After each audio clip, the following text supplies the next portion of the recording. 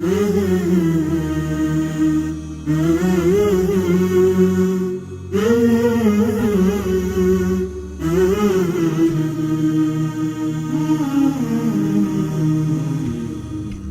العنوان واحلى الاوطان في نظري يا بلادي، حبك مطبوع فيني ومزروع من صغري يا بلادي.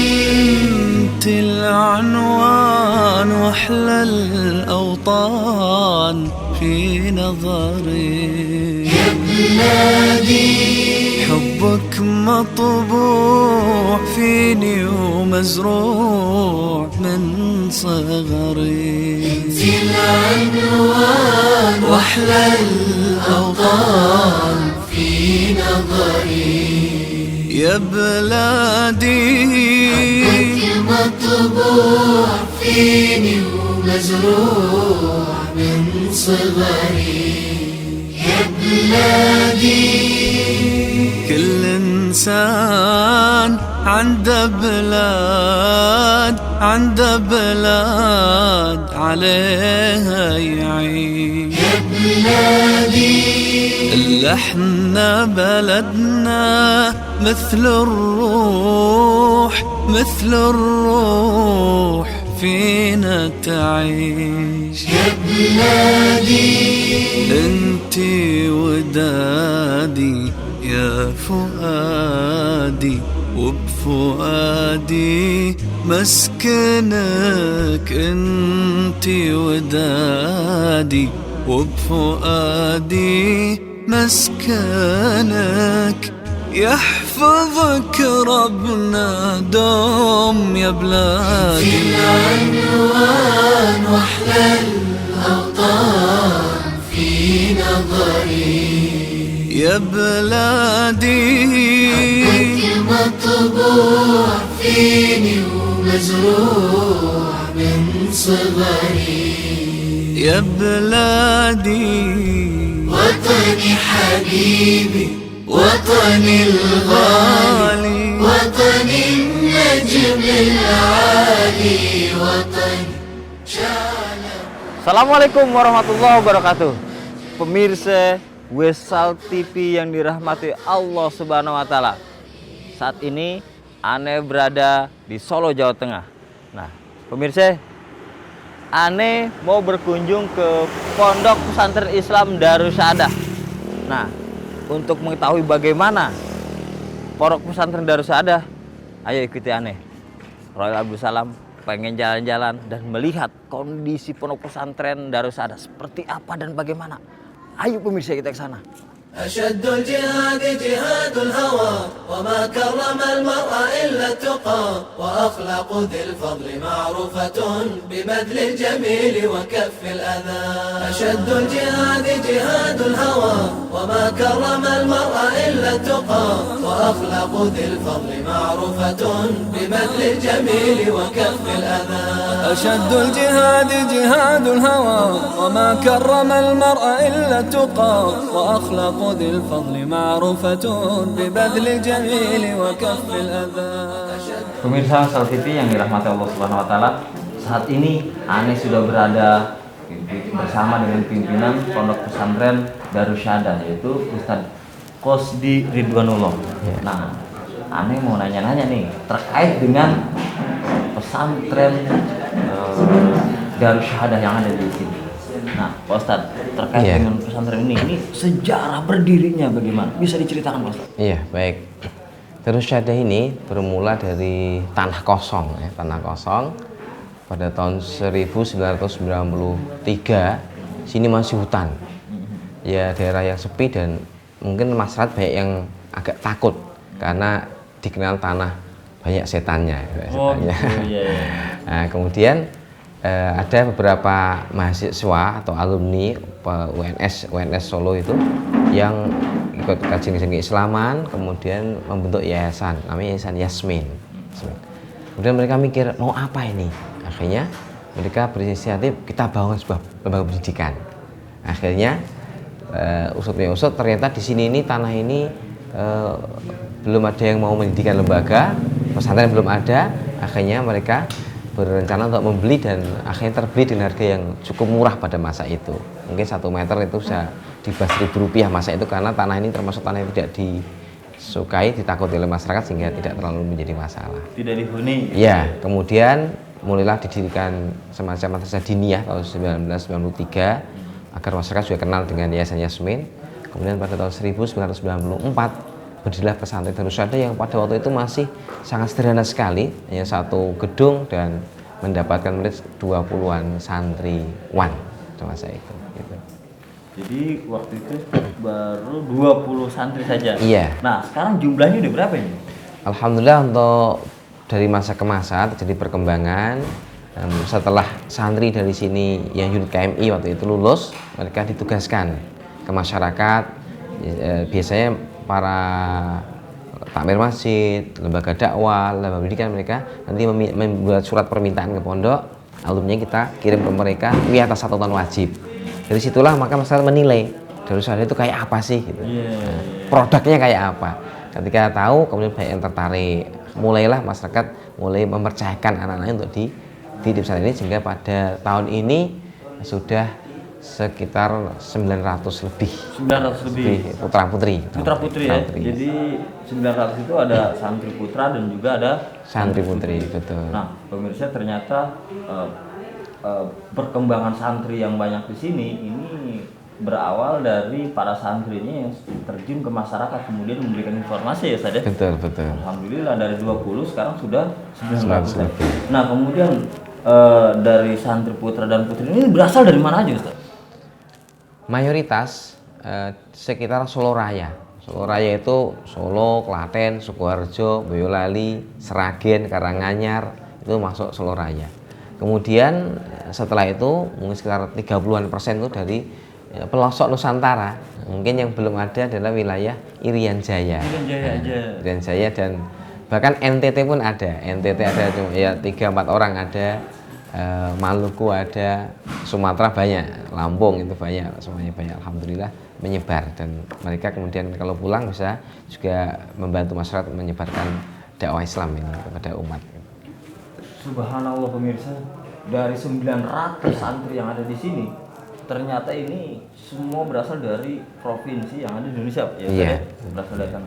Nah kemudian terkait dengan santri-santri ini tentu pengajarannya ini cukup rumit nih. Kemudian program-program apa aja sih yang ada di pondok pesantren ini sehingga santri banyak tertarik dan masyarakat juga tertarik untuk anak-anaknya pesantren di sini? Iya. Jadi untuk unit pendidikan di sini kita membuka 2 unit, yaitu unit muallimin muallimat yang ini mendidik putra-putri kaum muslimin dari lulusan SLTP untuk diajari ilmu agama selama 4 tahun. Nanti setelah 4 tahun lulus baru tugas setahun. Kemudian unit yang kedua adalah unit TID, namanya Takhasus I'dadud Duat, yaitu untuk lulusan SLTA ke atas selama 2 tahun dididik agamanya. Nanti setelah itu dia bisa berkiprah di masyarakat atau melanjutkan kuliah. Adapun program-program di sini memang kita membidik segmen yang belum banyak dimiliki oleh pondok-pondok lain atau kebanyakan pesantren. Biasanya pesantren yang ada itu seringnya itu ilmu agama dan ilmu umum dibuat 50-50. Ya tahu ilmu umum, tahu ilmu agama. Ya itu juga bagus segmen itu. Hanya kita memang sengaja mengambil segmen yang 90% ilmu agama. Jadi karena memang segmen kita adalah kita ingin mendidik calon ulama amin fisabilillah, ahli ilmu yang mengamalkan ilmunya.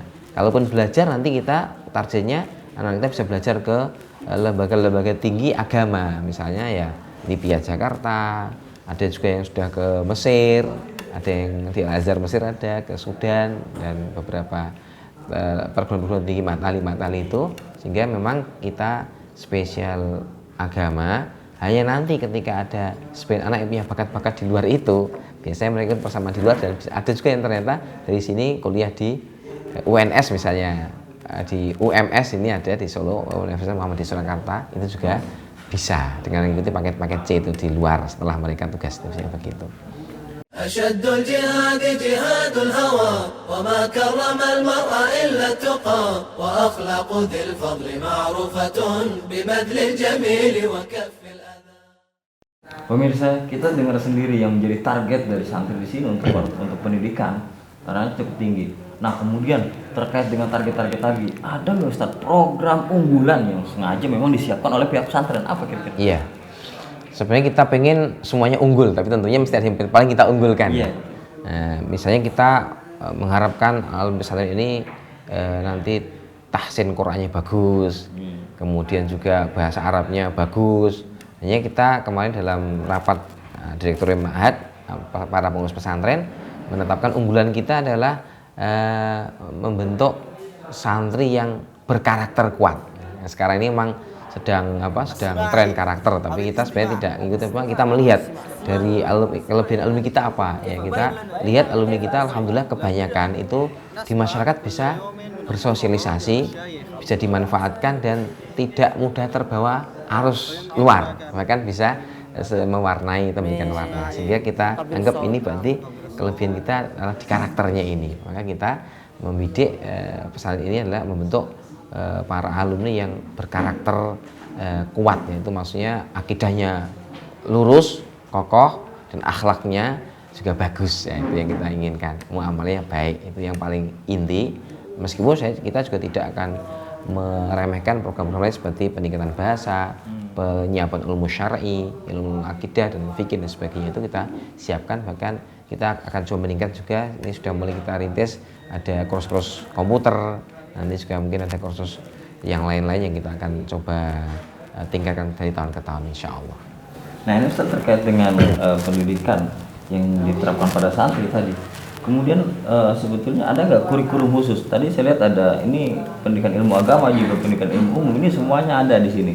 Ini program kurikulum sendiri seperti apa Ustaz? Bisa dikasih? Iya, kurikulum kita memang lebih mungkin yang lebih dikenal oleh masyarakat seperti kurikulum gontor atau kurikulum yang lain, kita lebih seperti itu. Jadi namanya kita mu'alimin ya, kuliatul mu'alimin. Hanya nanti kita di sini ada tambahan lagi, jadi kita kurikulum mandiri, ya. Kalau bahasa Arab kita banyak mengacu kepada pesantren tinggi atau bukan pesantren tinggi ya, lembaga tinggi di Jakarta yang namanya Lipia Jakarta yang dari Arab Saudi. Itu kita banyak pakai buku dari sana karena alumni kita banyak belajar di sana kembali, dan di sana untuk bahasa termasuk yang sekarang dipandang nomor 1 lah di Indonesia, kita pakai itu. Kadang kalau untuk buku-buku din kita banyak ambil dari buku-buku karya ulama-ulama Timur Tengah ya. Ada kalau akidah misalnya saya Dr. Soleh Fauzan, itu ulama besar di Saudi. Ada juga fikih kita pakai karyanya Syekh Abu Hurairah Al-Jazairi dan sebagainya, itu kita gunakan, kita ramu. Kemudian untuk kelas 2 KMI dan kelas 3 yang 2 tahun terakhir itu kita juruskan, ada jurusan tarbiyah, ada jurusan dakwah. Nah, jurusan tarbiyah ini kita mengambil ilmu-ilmu umum yang dipakai di masyarakat pendidikan juga Indonesia ini. Misalnya ada ilmu pendidikan Islam, ada manajemen pendidikan, ada psikologi perkembangan, psikologi pendidikan, ada desain pembelajaran.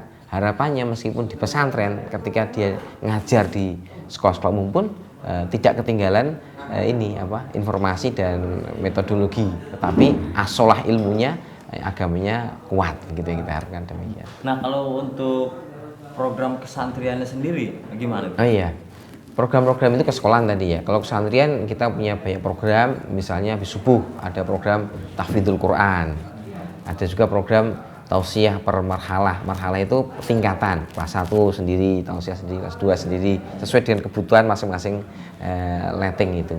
Kemudian ada juga program Ta'limul Qura. Ta'lim Qura itu santri-santri kita yang kelas 1 dan kelas 3 KMI dan kelas 2 TID kita keluarkan setiap pekan 2 kali, menyebar ke masyarakat, ke masjid-masjid. Ada sekitar 54 masjid yang dibuat praktek dakwah santri-santri kita setiap pekan 2 kali. Kemudian juga ada Taklimul Kitab Sorogan, itu setiap sore kitab itu juga diadakan di waktu ba'da maghrib. Biasanya kita adakan seperti itu. Itu di antara program pesantren. Kemudian juga ada muhadharah. Muhadharah itu pelatihan khutbah bahasa Arab, bahasa Inggris setiap malam Jumat. Ada juga untuk yang anak-anaknya suka alam, pecinta alam, kita adakan santri pecinta alam. Santri pecinta Ya, mereka untuk latihan fisik, untuk mendaki gunung, pertolongan pertama dari kecelakaan itu mereka kita ajari. Mereka yang hobi ke situ. Ada juga sepak bola, yang suka sepak bola, klub sepak bola. Jadi antaranya. أشد الجهاد جهاد الهوى وما كرم المرء إلا التقى وأخلاق ذي الفضل معروفة ببذل الجميل وكف الأذى. Subhanallah pemirsa. Ternyata para santri yang dididik di sini, ini dipersiapkan betul. Jadi selain mengkaji kedalaman ilmu-ilmu yang ada, kemudian juga dengan berbasis pendidikan keislaman dan juga keilmuan yang tinggi dengan literatur yang tadi sudah disebutkan, ini dipersiapkan juga para santri untuk terjun langsung jauh ke masyarakat ya Ustaz? Iya. Nah kemudian Ustaz, terkait dengan ini semua ada nggak campur tangan pemerintah atau apa gitu terkait dengan pondok pesantren ini? Iya, kita mengadakan ya lebih banyak kepada masyarakat ya. Ada pemerintah, mereka mengetahui kan kita kan ada kedepak yang terdaftar di Depak, maka setiap tahun kita diminta laporan Depak apa yang dikerjakan seperti itu. Hanya memang kita untuk masalah finansial kita lebih banyak mandiri karena memang kita lembaga ini tidak seperti kalau di luar ada Sanawi, ada SMP, ya kita ini memang program mu'alimin, jadi program pesantren murni gitu. Tapi kita ada komunikasi dengan Depak misalnya gitu. Nah terkait dengan para santri ini, kemudian fasilitas untuk santri yang begitu banyak ini bagaimana dengan fasilitas yang ada di sini? Iya. Ya, kita memang mengharap barokah dari Allah Subhanahu wa taala setelah juga berusaha. Ya, tentunya biasanya sesuatu itu terkait dengan hasil ya. Ketika hasilnya baik, akhirnya baik yang tertarik. Nah, demikianlah pondok kita ini dari awal, dari kecil terus kita tekuni. Semoga ini termasuk barokah dari keikhlasan para pendiri yang mereka waktu awal-awal itu penuh dengan istilah penderitaan yang sangat minim lah terus santrinya, tapi mereka tekun, kemudian alhamdulillah sekarang berkembang, ada yang tertarik, kemudian ada yang kasihan lihat pondoknya kok seperti ini padahal dibutuhkan umat, hasilnya akhirnya ada yang membantu ya. Jadi ini memang bantuan umat muslim dari berbagai macam lingkungan masyarakat ya. Ada yang membantu, mungkin satu gedung itu kadang-kadang dibantu oleh berapa orang atau dikumpulkan, termasuk kita bebasan tanah ini di belakang kita ini, kita sedang bebasan tanah 2,5 hektaran itu juga uang masyarakat, jadi kita tawarkan masyarakat, mereka infak ya. Jadi dengan barokah dukungan masyarakat yang banyak ini kita berharap 2 orang banyak, karena ini juga untuk kebaikan umat semuanya ini. Kita di sini memang berharap bisa menjadi pesantren yang menjadi milik umat. Kita mendidik anaknya umat dan akan kita kemudian umat untuk menyebarkan rahmat bagi semesta alam, karena din kita adalah rahmatan lil alamin. Demikian. Nah, Ustaz, terkait tadi dengan ada lahan tadi, ini luas pesantren ini berapa ini kira-kira sampai sekarang? Iya. Sampai hari ini kita yang sudah kita tempati putra ini 2/4 hektar. 2/4 hektar. Di belakang kita mau bebaskan 2,5 hektar. Hanya untuk di belakang ini masih 1/3 yang belum selesai, masih kita menunggu para muslimin juga untuk punya andil. Kemudian di Putri alhamdulillah juga telah memiliki tanah 1 hektar di Putri. 1 hektar itu juga tadi wakafnya kaum muslimin, kita himpun mereka. Jadi total sekitar berapa itu? 5,5 hektar. Kemudian ada juga wakaf 3.000 meter di kampung lain di Belagung, itu nanti untuk perumahan para asatid dan juga program-program dakwah ma'had kita insyaallah. أشد الجهاد جهاد الهوى وما كرم المرء إلا التقى وأخلاق ذي الفضل معروفة ببذل الجميل وكف الأذى. Bismillah, assalamualaikum warahmatullahi wabarakatuh. Alhamdulillah rabbil alamin, wassalatu wassalamu ala asyrafil anbiya wal mursalin sallallahu alaihi wasallam Muhammad sallallahu alaihi wasallam wa ala alihi wa sahbihi wa man tabi'ahum bi ihsan ila yaumil amma ba'd.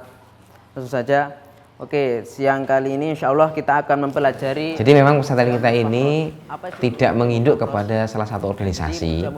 Bukan berarti kita tidak mau mereka, tapi kita memang sengaja ingin sebagai lembaga pendidikan yang netral, independen. Jadi independen, nanti kita kepingin bisa bekerjasama dengan semua organisasi Islam lembaga Islam, kaum muslimin yang memang sama-sama ingin menyebarkan rahmat ini, Islam ini, ya tentunya dengan syarat akidahnya yang lurus, nah, gitu. Karena kan sekarang juga ada kelompok-kelompok yang berakidah melenceng banget itu ya. Nah kita memang tidak pengen yang itu, tapi kita ingin yang masih dalam kategori Muslim Ahlus Sunnah ini, yang mengikuti Quran, Sunnah dan juga pemahaman para sahabat radhiyallahu anhum ini. Kita ingin bekerjasama dengan semuanya. Makanya dari yang masuk sini dari berbagai anaknya kaum muslim dari berbagai organisasi dan lembaga keislaman masuk. Kita ajari ilmu sesuai dengan kebenaran insya Allah yang kita pahami, dan kita pun siap untuk diberi masukan oleh siapapun kalau ada 1, 2 atau berapa yang nggak sesuai dengan Islam di sini. Kita ingin betul-betul di sini menjadi semacam laborat penerapan ajaran Islam itu sendiri, terbuka semuanya. Dan kita tadi tidak banyak berbicara tentang politik dan organisasi, pokoknya ini yang kita ajarkan sehingga nanti kemanapun anak-anak ini santri-santri kita itu berdakwah, taklim, mereka menyebarkan Islam yang itu insya Allah harus menjadi kata satu oleh semua lembaga Islam, karena tidak ada kepentingan untuk agama Allah ini sendiri gitu, insya Allah. Nah, Ustaz, ini kan dari mereka diajarkan di sini, kemudian diberikan pelajaran yang bagus tentang agama, tentang akidah, juga tentang ilmu pengetahuan. Nah, kemudian sehingga mereka berdakwah di masyarakat. Sebetulnya apa sih yang ditanamkan secara khusus kepada para santri di sini, Ustaz? Iya. Jadi kita pernah mendengar perkataan Imam Ali radhiyallahu anhu yang bahwa dunia itu segera meninggalkan kita dan akhirat akan menjemput kita.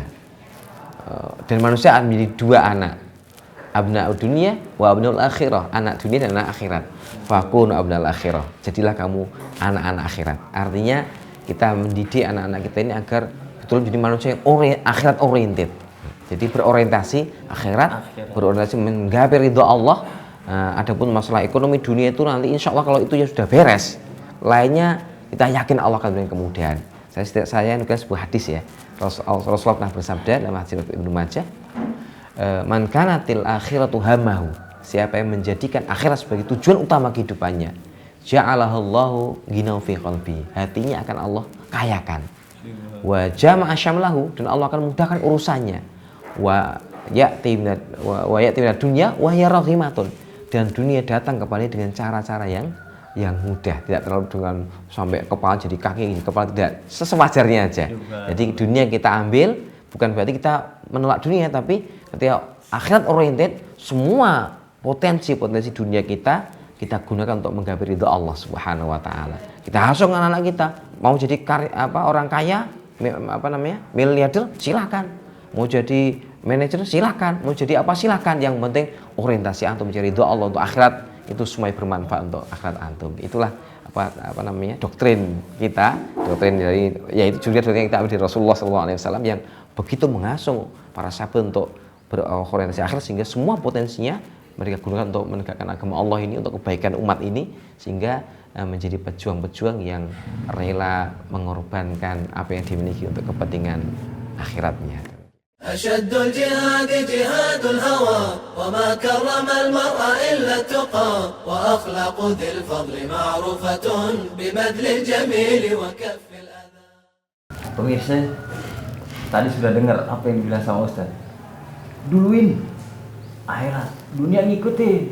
Makanya kaki jadi kepala, kepala jadi kaki. Jangan tuh, nggak baik. Nah, jadi apa yang tadi bilang, jadi para santri di sini yang ditanamkan adalah akhirat, persiapan. Jadi dunia ini untuk persiapan akhirat. Iya. Nah, terkait dengan hal tersebut, Ustaz, visi misi dari pesantren ini apa? Iya. Tadi visi misi pesantren kita adalah kita menghendaki agar pesantren kita ini bisa mencapai visinya, itu mewujudkan alim muttaqi. Alim muttaqi. Kenapa begitu? Karena ada orang yang ahli ilmu tapi nggak muttaqi.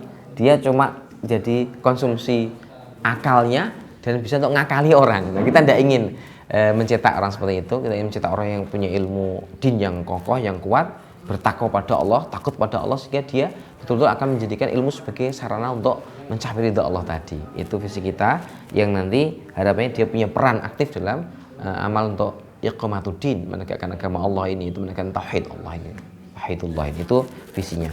ada misinya ya membentuk manusia yang punya ilmu, beriman, berakhlak mulia, kemudian juga mampu mengaktualisasikan diri dalam kehidupan masyarakat yang terus berpegang kepada Al-Quran dan Sunnah dengan pemahaman salafus soleh atau para sahabat radhiyallahu anhum itu. Ini visi misi kita. Nah, pemirsa tadi udah dengar tuh visi misi dari pesantren ini, kemudian hal yang ditanamkan, bagus sekali, subhanallah. Nah, terkait dengan hal tersebut, ini apa rencana ke depan Ustaz dari pondok pesantren ini, akan menciptakan apa atau ada hal yang sedang direncanakan yang lebih besar lagi kira-kira? Iya, karena pesantren ini muncul bukan dari orang-orang kaya yang mengadakan, kita muncul dari tekad yang besar, semangat yang kokoh dari para pendirinya. Maka pesantren ini ada sisi yang perlu dibenahi. Di antaranya adalah kita selama ini belum memiliki sumber ekonomi yang cukup mapan, sehingga mungkin alhamdulillah para pengampu pengelola pondok ini diberi Allah keikhlasan, ketulusan, sehingga mereka bisa sabar di sini. Tapi kita ke depan itu sebagai pengurus pesantren pengen agar para pengasuh pondok ini juga hidupnya agak standar gitu ya. Kemudian santri juga mungkin menunya agak lumayan. Kita pengen ke depannya kita tidak akan meninggikan uang bulanan santri, tapi ingin punya usaha-usaha. Punya usaha-usaha itu untuk ekonomi ya, usaha ekonomi.